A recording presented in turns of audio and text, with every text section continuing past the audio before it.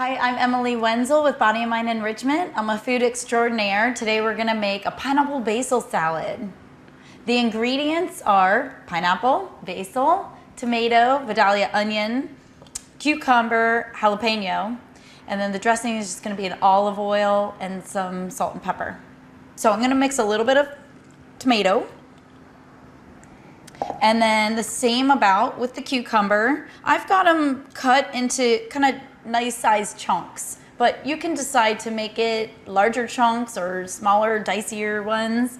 I've got the jalapeno in a smaller dice, and the Vidalia onions, and a good amount of the pineapple. I use also a little bit of the pineapple juice to kind of marinate in there with the sauce, with the olive oil that I'll add in a second. So not too much of the dressing, but not too little. You don't want it to kind of saturate.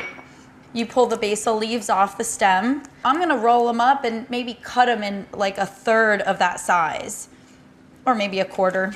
I'm gonna throw it in like that, drizzle a little bit of the olive oil on top, add a little bit of the salt and pepper to my liking.